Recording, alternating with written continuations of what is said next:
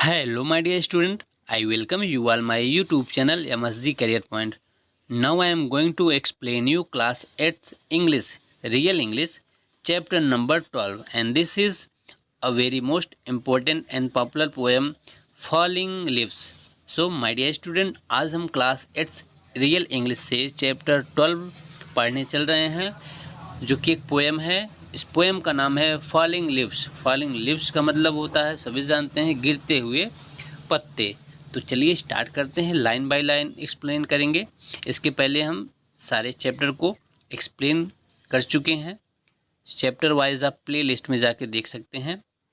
तो चलिए स्टार्ट करते हैं एक्सप्लेनेशन यहाँ से।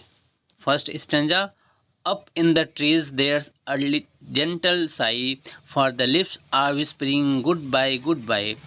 Leaves of yellow, of crimson, of brown, saying goodbye as they flutter down. तो चलिए इसकी एक्सप्लेनेशन देख लेते हैं।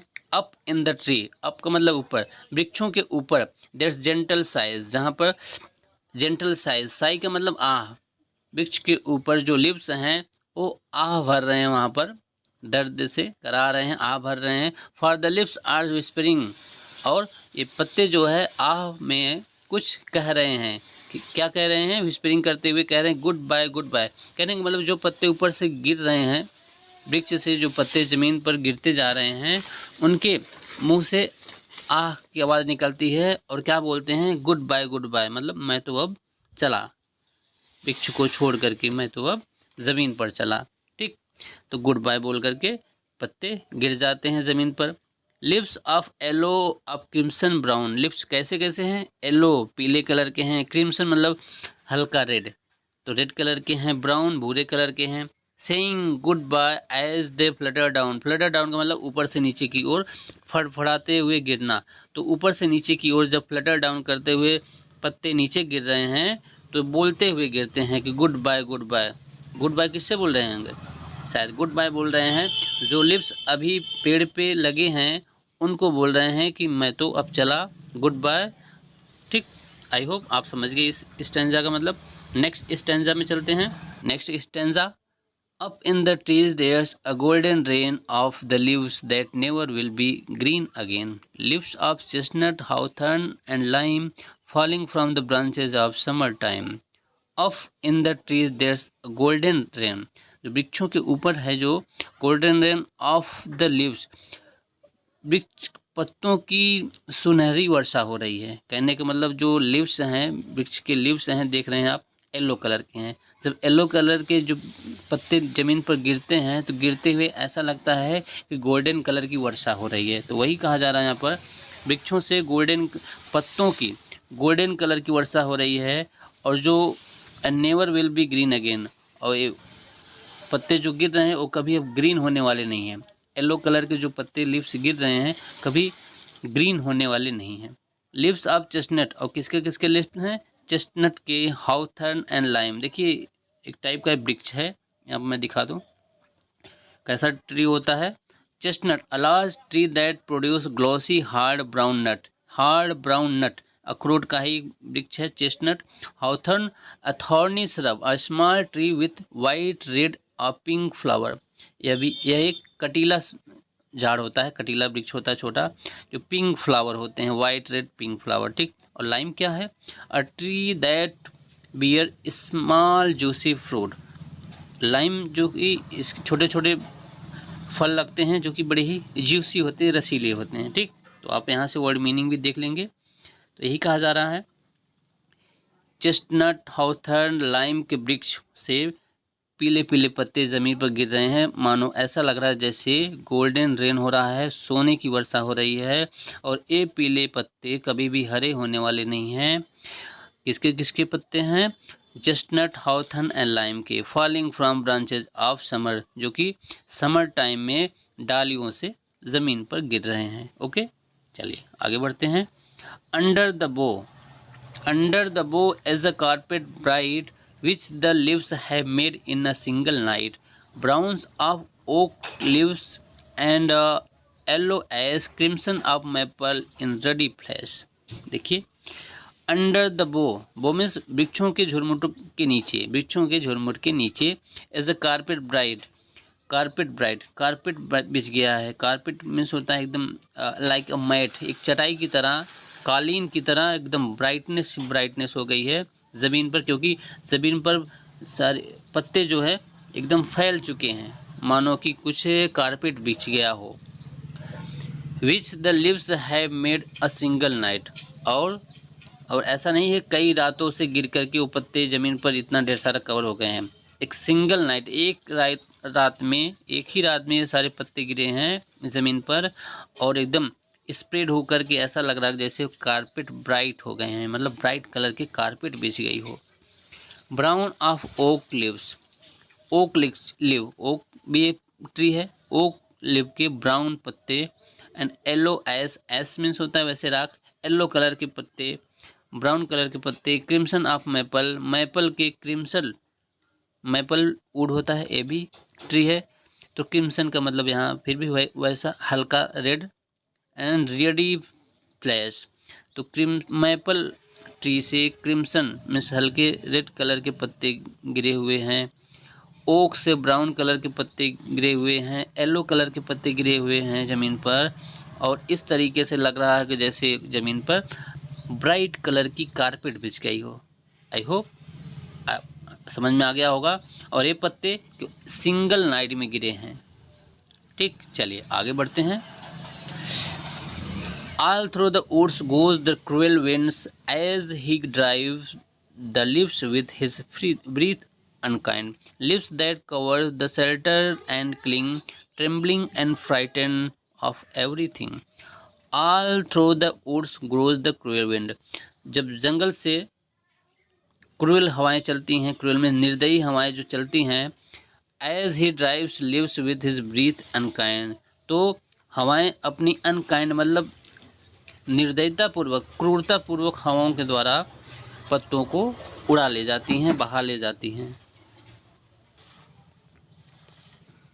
Leaves that cover and shelter and cling, trembling frightened of everything. Leaves that cover का मतलब वो पत्ते जो हवाओं से अनकाइंड मतलब निर्दयी हवाएं, जो दया विहीन हवाएं जो चल रही हैं, वो पत्तों को उड़ा ले जाती हैं। और पत्ते क्या करते हैं, पत्ते कवर का मतलब इधर उधर हिल डुलते हैं, ऊपर नीचे वो भागते हैं। एंड शेल्टर मीन्स जगह खोजते हैं, शरण खोजते हैं। क्लिंग मीन्स मानो कहीं छिपना चाहते हों, कहीं चिपकना चाहते हों। Trembling frighten of the everything, और कांपते हुए भय के मारे सभी के सभी पत्ते गिर जाते हैं। तो एक बार और समझ लेते हैं। All the through the woods goes cruel winds, जब हवाएं क्रूएल विंड निर्दयी हवाएं जो जंगल से होते हुए गुजरती हैं, as drive the leaves with his breath unkind, तो अपने दयाविहीन सांसों से वृक्षों को ड्राइव कर ले जाते, मीन्स उड़ा ले जाते हैं। लिव्स कावर्स, जो पत्ते कावर्स मतलब इधर उधर हिलने लगते हैं। और शेल्टर में रुकने के लिए जगह खोजते हैं, शरण खोजते हैं। क्लिंग, चिपटने के लिए कहीं छिप लिया जाए, किसी दूसरे पत्ते को पकड़ कर बचा जाए, ऐसा प्रयास करते हैं पत्ते। बट ट्रेम्बलिंग, कांपते हुए, फ्राइटेंड, भय से पूरा डर के मारे, ऑफ एवरीथिंग, सब कुछ मतलब पूरी तरीके से वो भयभीत होकर के पत्ते गिर जाते हैं। चलिए आगे बढ़ते हैं। All downstream, last stanza, all down the stream on its swollen tide flowed the leaves like ship in which fairy rides, ships that hasten to harbor and sigh, winter is coming, goodbye। Margaret Cameron के लिखा का right किया गया poem है, बड़ा ही सुंदर poem. all down the stream on its swollen tide का मतलब उभरा हुआ, डाउन द स्ट्रीम सारे के सारे पत्ते स्ट्रीम की तरह, स्ट्रीम का मतलब होता है नदी की जल धारा की तरह ज़मीन पर आते हैं। मानो कि जैसे स्वेलन टाइड होता है, टाइड ज्वार भाटा, उस पर पत्ते गिर गए हों, और ज्वार भाटा जो ऊपर नीचे होता है उसी तरीके से पत्ते भी उड़ करके ज़मीन पर गिर रहे हैं। फ्लोट लिव्स, ये पत्ते जो हैं तैर रहे हैं मानो कि टाइड पर। लाइक शिप्स इन विच फेरी राइड, इस तरीके से पत्ते हवा में तैरते हुए ज़मीन पर गिरते हैं कि मानो वो किसी नदी में, एक नदी की जल धारा के रूप में ऊपर नीचे तैर रहे हैं। और शिप ऐसा लग रहा है मानो कि उस शिप में कोई फेरी परी सवार हो और शिप परी को बैठा करके बड़ी मस्ती से समुद्र में चल रही हो। Ships that hasten to harbour and sail, और वह शिप, हार्बर का मतलब होता है पोर्ट, बंदरगाह, नदी का किनारा जहाँ पर शिप रुकती हैं। तो मानो कि शिप जो है हार्बर पर जाने के लिए बहुत तेज़ी से आगे बढ़ रही है। और साई में आह भरते हुए, winter is coming, good bye. फिर लास्ट में कभी कहता है कि ठंडी आने वाली है, इसलिए पत्ते गुड बाय करके गिर रहे हैं। ओके, आई होप एक बार फिर से इस स्टेंजा को समझते हैं। All the down the stream, सभी धारे के रूप में नीचे गिरते हैं, जलधारा के रूप में। स्वेल एंड टाइड, और स्वेल एंड टाइड मतलब फूले हुए उभरे हुए टाइड ज्वार भाटे पर आके गिरते हैं, और ज्वार भाटे की तरह ऊपर नीचे पत्ते जो है फ्लक्चुएशन कर रहे हैं। फ्लोट लिव्स, और ये बहते हुए पत्ते जो हैं लाइक शिप्स इन विच फेरी राइड, मानो ऐसा लग रहा है कि शिप में कोई परी बैठी हो और राइड करती हुई जा रही हो। शिप में परी बैठ करके जब शिप पानी में चलती है तो ऊपर नीचे फ्लक्चुएशन करते हुए मस्ती में जाती है। उसी तरीके से वृक्ष जो नदी की जलधारा में गिर रहे हैं, वो ज्वार भाटा की तरह ही ऊपर नीचे फ्लक्चुएशन कर रहे हैं। शिप्स दैट हास्टन, वो शिप जो कि हार्बर पर जाने के लिए बहुत तेज़ी से आगे बढ़ती है, उसी तरीके से पत्ते भी बहुत तेज़ी से आगे बढ़ रहे हैं। विंटर इज़ कमिंग, कभी कहता है लास्ट में विंटर इज़ कमिंग, ठंडी आ रही है, इसलिए गुड बाय, इसलिए पत्ते झड़ रहे हैं, गिर रहे हैं, वृक्षों से अलग हो रहे हैं। ठीक, लास्ट में पूरा का पूरा जो है यहाँ पर एक लाइन में कंक्लूजन पोइट बताता है कि लिप्स के गिरने का, फॉलिंग होने का रीज़न क्या है, विंटर इज़ कमिंग। ठीक, तो चलिए, आई होप आपने एंजॉय किया होगा, आपको हर एक स्टैंजा समझ में आ गया होगा। और अब आगे बढ़ेंगे। इसके पहले आपको इसको बता दे, देखिए ये हार्ड वर्ड्स हैं, इनको सभी बच्चों को लर्न करना है। ठीक, अब इस चैप्टर से जुड़े हुए एक एक्सरसाइज को हम कवर करते हैं। Look here my dear student, comprehension question, complete the following sentences. देखिए एक्सरसाइज दिया है जो सेंटेंसेस को कंप्लीट करना है। आप ध्यानपूर्वक बहुत सुनेंगे, हमने कंप्लीट करके रखा है, बस आपको बताना है, क्योंकि राइटिंग आपको समझ में नहीं आएगी। ध्यान से सुनेंगे तो आप अपने बुक को लेकर के बैठे, हमारी बात को ध्यान से सुने और फिल कर लें। Leaves are falling because winter is coming, क्या फिल करेंगे, विंटर इज कमिंग। ठीक, सेकंड में by the phrase leaves that never will be green again, the poet suggest that, क्या सजेस्ट करना चाहता है पोएट इसके बारे में, कहता है if once leaves become yellow then never it will be green, क्या फिल करेंगे आप, सेकंड में if once leaves become yellow then never it will be green. ठीक, एक बार पत्ता पीला हो जाने पर कभी भी हरा नहीं होता। थर्ड में फिल करना है आपको 5 trees that shade there leaves in autumn, और देखिए ऑटम सीजन में 5 वृक्षों के नाम बताने हैं जो अपने पत्ते गिरा देते हैं। तो देखिए chestnut, hawthorn, lime, maple and oak tree, 5 name आप नोट कर लेंगे। फिर से मैं बता दूं, chestnut, hawthorn, lime, maple, oak. ठीक, fourth number a carpet bright refer to, carpet bright का मतलब यहाँ किससे लिया गया है कि कारपेट ब्राइट का मतलब ये है कि जैसे वृक्ष के जो पत्ते हैं ज़मीन पर गिरते हैं, ऐसा लगता है जैसे ज़मीन पर पूरी कारपेट बिछ गई है, कालीन बिछ गई हो ना, तो यही आपको नोट करना है। लिव्स आर फॉलन डाउन, या फिर स्प्रेड डाउन बोलिए, leaves are spread down on the earth like bright carpet. ठीक, क्या नोट करेंगे, फिर से बता दो, leaves are spread down on the earth like bright carpets. चलिए फिफ्थ का the word cover and shelter and cling, trembling, frightened give the permission that के आगे आप नोट करेंगे that leaves may come down on the earth without hesitation, leaves may come down on the earth without hesitation. 6 number wind is called cruel, wind को cruel कहा गया, क्यों, because he drives the leaves with his unkind breath, क्या fill करेंगे, because he drives the leaves with his unkind breath. Okay. 7th number, the wind drives the leaves with his breath unkind, या फिर unkind breath, इसमें भी वही fill करेंगे, with his unkind breath. Unkind breath लिखिए, कोई दिक्कत नहीं है, ब्रीथ अनकाइंड आपकी बुक में दिया है। 8 number, line ships that hasten to harbor and sigh suggest that leaves are falling as well as ships hasten to harbor and sigh। क्या फिल करेंगे, leaves are falling as well as, या मैं as छोड़ दिया, as well as ships hasten to harbor and sigh।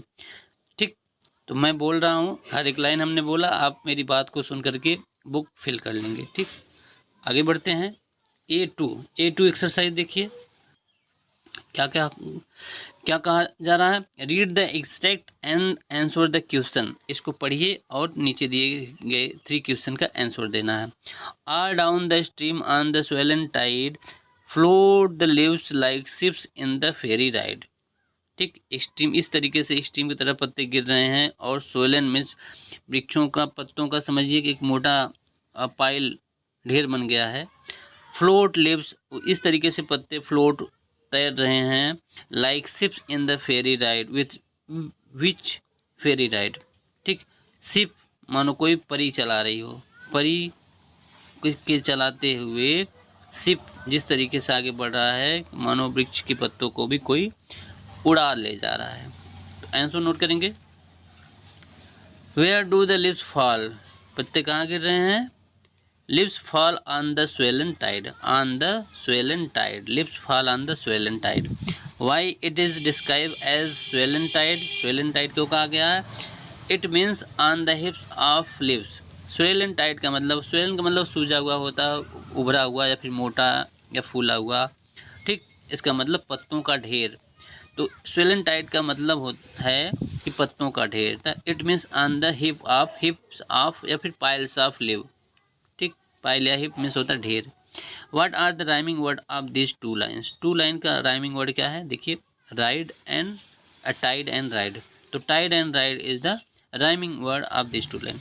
तो कैसा लगा आपको एक्सप्लेनेशन, हमने एक्सरसाइज भी कराया, आंसर भी कराया। तो चलिए नेक्स्ट चैप्टर में मिलते हैं आपसे, तब तक के लिए बाय बाय, टेक केयर। अगर अच्छा लगा हो तो लाइक करें, शेयर करें और सब्सक्राइब कर लें।